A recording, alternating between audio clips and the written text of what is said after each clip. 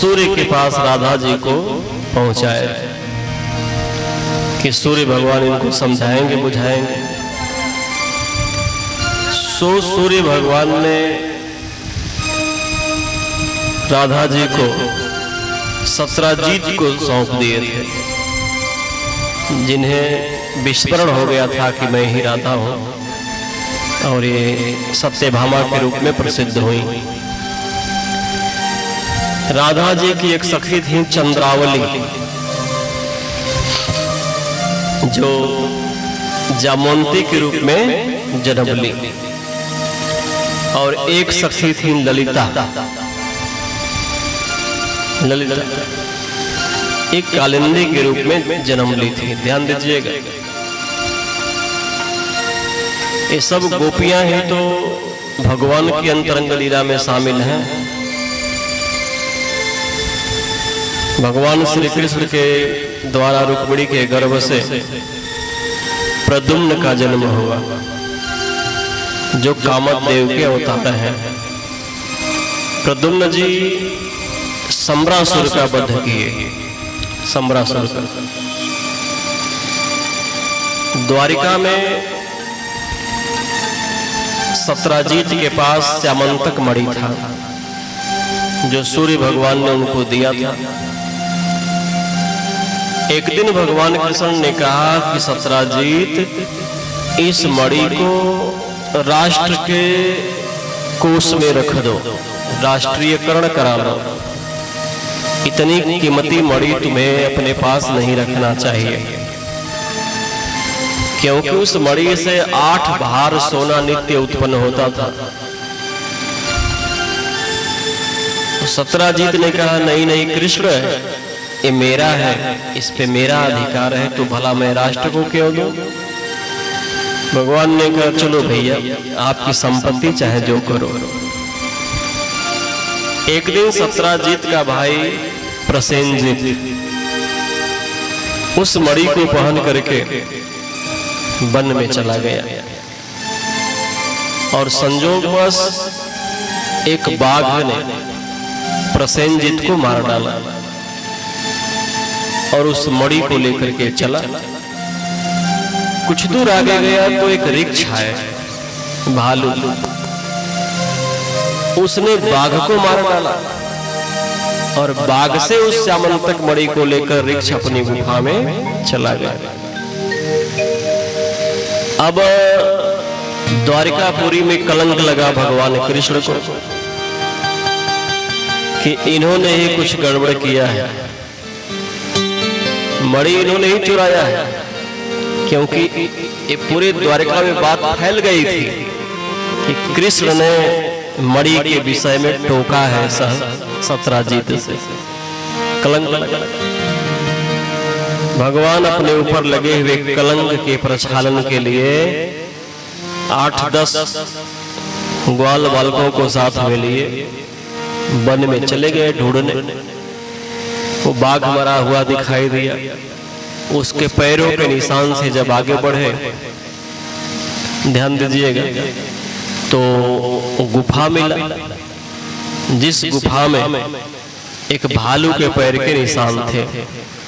बाघ के मरने के आगे वो भालू के पैर के निशान था। भगवान कृष्ण ग्वाल बालों को गुफा के बाहर ही रोक दिए और स्वयं गुफा में प्रवेश किए।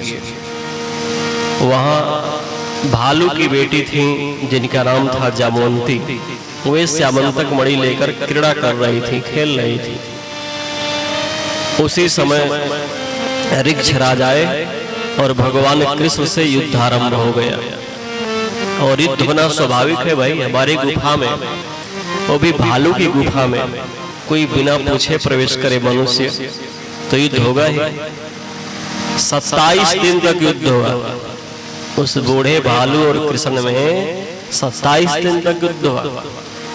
28वें दिन भगवान ने अपना परिचय दिया, थोड़ा जोर से एक तमाचा, एक घोंसा जड़ दिया। जामवंत जी मूर्छित हो गए। उन्होंने कहा कि प्रभु, क्या आप श्री राम हैं? भगवान ने कहा, हाँ जामवंत जी, याद करो त्रेता में मैंने तुझे वचन दिया था कि द्वापर में मैं तुझे युद्ध में तृप्त कर दूंगा। इसके बाद जामवंत जी अपनी बेटी का हाथ कृष्ण के हाथ में सौंप दिए जामवंती जी को। देखो भगवान इतने कृपालु है महाराज कि भालू की बेटी को भी अपने हाथ में स्वीकार करते हैं, अपना हाथ में लेते हैं। और श्यामंतक मणि भी लिए द्वारिका चले आए नगर में। सत्राजीत को मणि सौंप दिए।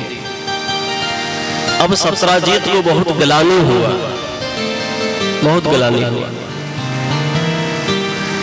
तो सत्राजीत अपने ग्लानि को पश्चाताप के लिए अपनी बेटी सत्यभामा का विवाह भगवान कृष्ण से कर दिया। आज जो मणि था पुनः कृष्ण भगवान को दे दिया। अब देखो भगवान सोचने लगे कि जामवंती जी कहेंगे कि हमारे पिता ने ये मणि दिया है, और सत्यभामा जी कहेंगे कि हमारे पिता ने मणि दिया है, तो झगड़ा होगा ना।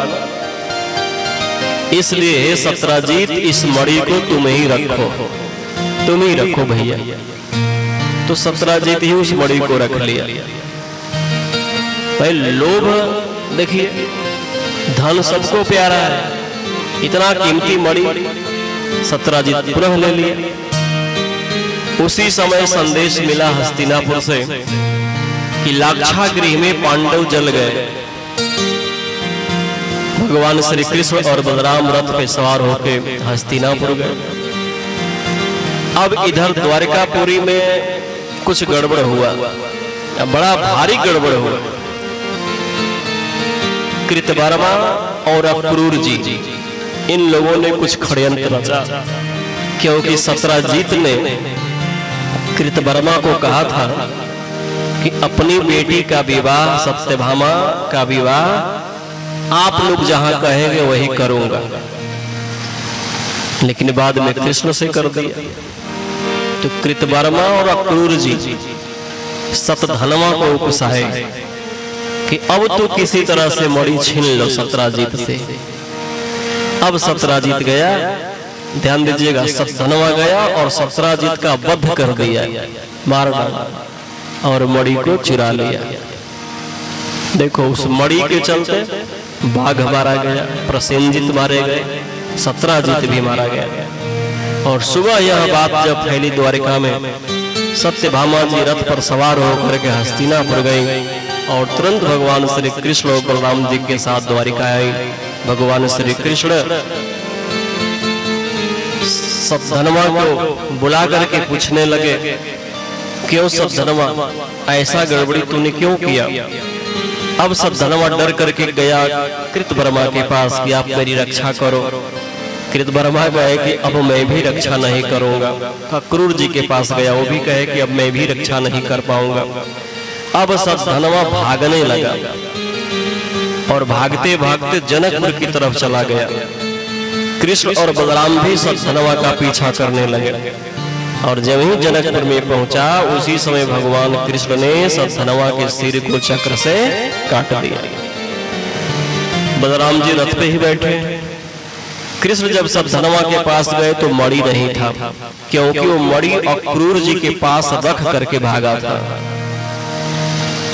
जब आए तो बलराम जी को थोड़ा मन में संदेह हुआ कि लगता है कि मणि कृष्ण हमें देना नहीं चाहते हैं, क्योंकि एक बार वृंदावन में शंखचूड़ नामक दानव आया था।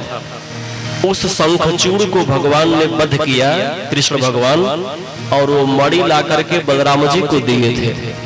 तो इस समय भी बलराम जी यही सोच रहे थे कि सतधनवा के पास से मिली हुई मणि कृष्ण हमको ही देंगे। नहीं मिला तो उदास हो गए और कहे, कृष्ण तुम द्वारिका जाओ, मैं जनकपुर जाऊंगा, मिथिला नगर। भगवान जब द्वारिका आए उस समय पता चला कि अक्रूर जी बहुत दान पुण्य कर रहे हैं, बहुत तीर्थ यात्रा कर रहे हैं। तो पंचायत बटोरा गया, सभी द्वारका वासियों का बटोर हुआ। उस बटोरे में अक्रूर जी भी आए, कृतवर्मा भी आए, सब लोग आए। और सबके सामने अक्रूर जी वो मणि ला करके कृष्ण के सामने रख दी। अब बताइए इस घटना से अक्रूर जी की कितनी बदनामी हुई, बहुत भारी बदनामी हुई। और तो और देखिए भगवान ने वो मणि उठा करके पुनः अक्रूर जी को ही दे दिया कि ले ही रघुए राखी। तो बड़ा बढ़िया कृपा हो गया राम जी का, न हो नहीं, कृष्ण की कृपा नहीं है प्यारे। कृष्ण की कृपा होती तो अक्रूर काका को भक्ति का वरदान देते।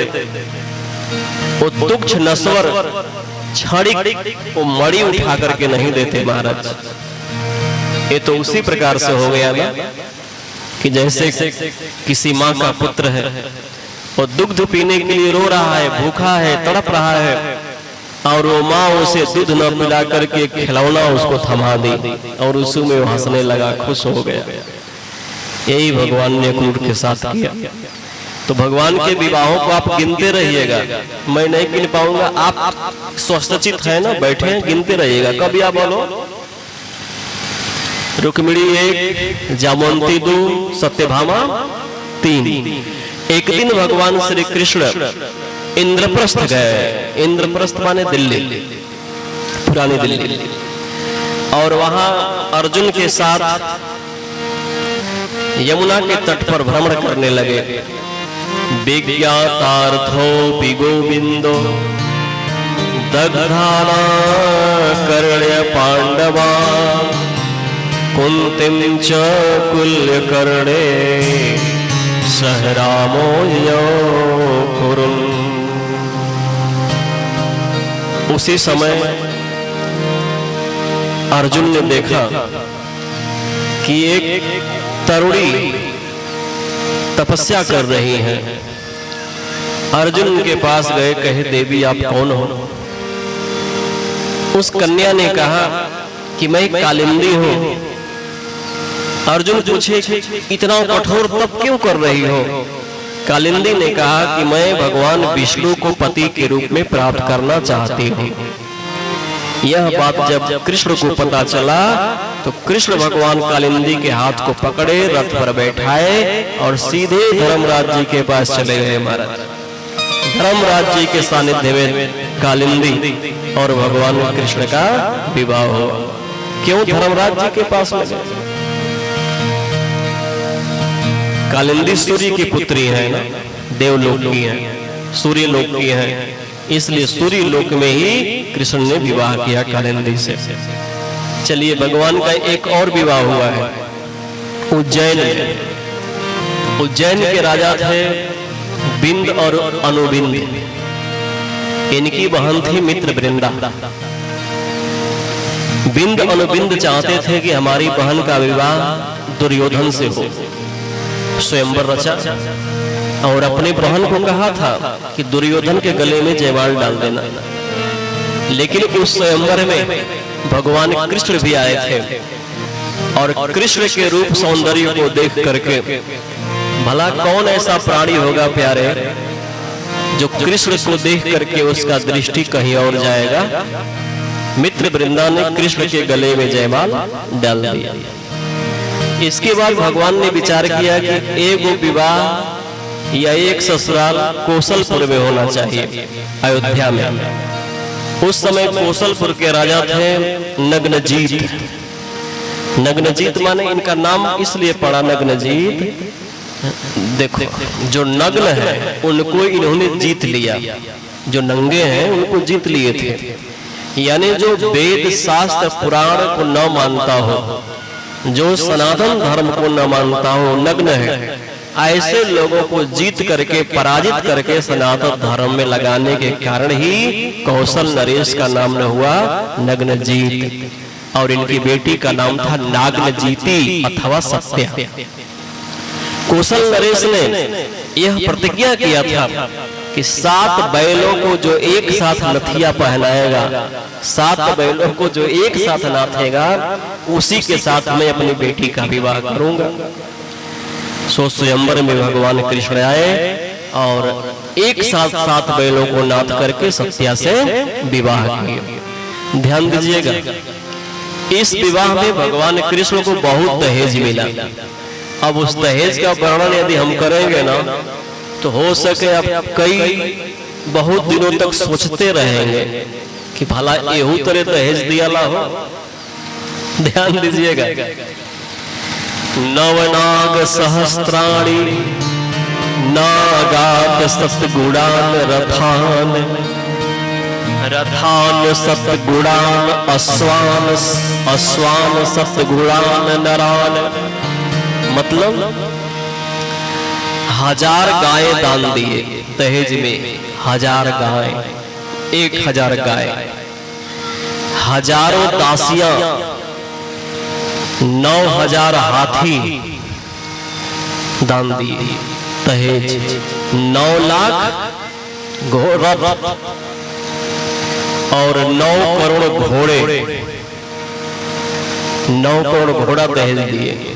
तभी क्या करिए कृष्ण भगवान। और प्यारे 9 अरब सेवक दिए। इस समय पूरा भारत देश का जनसंख्या कितना, हाँ मन में रखे रहा, 9 अरब सेवक दिए। अब इसको कैसे सोचा जाए बताइए, ये सब द्वारिका में लोग कहाँ रहे। अच्छा एक बात जान लीजिए, भगवान श्री कृष्ण के जो 16,108 पत्नियां हैं, सभी पत्नियों से 10 बेटा और 1 बेटी ने जन्म लिया। हाँ गुणा भाग कर लीजिए, कितने हो गए भगवान कृष्ण के बेटा बेटी? लगभग 2,88,000 के आसपास होना चाहिए, है ना। और इनके भी पुत्र पौत्र हुए, और इस प्रकार बढ़ करके 56 करोड़ यदुवंशी हो गए महाराज। 56 करोड़ यदुवंशी, 3 करोड़ 88 लाख तो आचार्य आते थे भगवान कृष्ण के नाती पोतों को टिसनी पढ़ाने। क्या कहते हैं टिसनी नो, हाँ टिसनी पढ़ाने। इतना विशाल वंश परंपरा हुआ भगवान श्री कृष्ण का। देखो रही बात दहेज की ना, ये परंपरा बहुत पहले से है, लेकिन इसका समीकरण ये है कि माता पिता अपने क्षमता सामर्थ्य के अनुसार बेटी को कुछ देते हैं, क्योंकि अब बिटिया तो पराए घर में ब्याही जा रही है। अब तो आपके यहाँ हक हिस्सा लेने भी नहीं आएगी महाराज। पराए घर में ब्याही जा रही तो खुशी से लोग देते, लेकिन आज के समय में उसको लोग विवश करके दहेज लेना चाहते हैं। और हर माँ बाप चाहता है, हर माँ बाप भाई चाहता है कि मेरी बेटी धनी घर में ब्याही जाए, सुखी घर में ब्याही जाए। और वह माँ बाप अपने बेटी को सुखी देखने के लिए जगह जमीन बेच करके भी सुखी घर में विवाह करते हैं। लेकिन कष्ट तब होता है, दुख तब होता है जब वर पक्ष के लोग बेटी पक्ष वालों को दबा करके, सता करके, प्रताड़ित करके दहेज लेकर के विवाह करते हैं। तो विवाह नहीं होता है प्यारे, वो ब्याह होता है। जीवन भर जिसके मुख से आह निकले, बेटी के मुंह से जीवन भर आह निकलेगा, पिता के मुंह से जीवन भर आह निकलेगा, न तो ससुराल वालों में शांति रहेगा महाराज, जीवन भर आह निकलेगा। इस प्रकार से विवाह सदैव दुखदायी ही होता है। तो इस प्रकार से भगवान श्री कृष्ण के 6 विवाह हुए। भगवान